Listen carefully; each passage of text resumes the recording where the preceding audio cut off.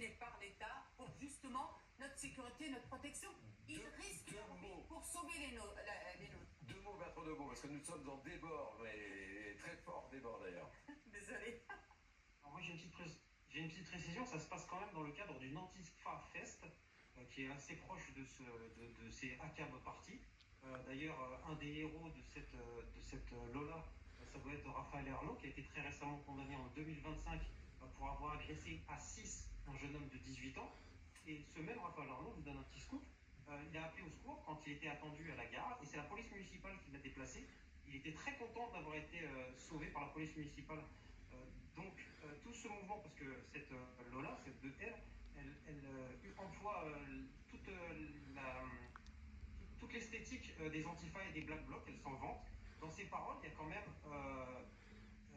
je ne comprends qu'un Condé qui se pend, c'est-à-dire qu'elle ne comprendra qu'un policier qui désire se tuer, sinon les autres, elle ne veut pas parler avec eux. Pas de police, ces bâtards ne savent pas se tenir. Il n'y a pas que les propos qu'elle a tenus dans l'interview, il y a tout un contexte qui fait qu'elle est très proche des mouvements antifa et qui sont, comme le dit Naïma, des gens qui en veulent à la police. Et je trouve ça particulièrement irresponsable de lui donner un forme d'expression dans une fête qui est visée en grande partie pour décharger un petit peu les foudres de haine anti-police. Et je rappelle, détruire le matériel de la police, c'est casser les impôts de ses parents, mais aussi de tous les citoyens français. Et vous avez raison, le ministère de l'Intérieur peut poser plainte.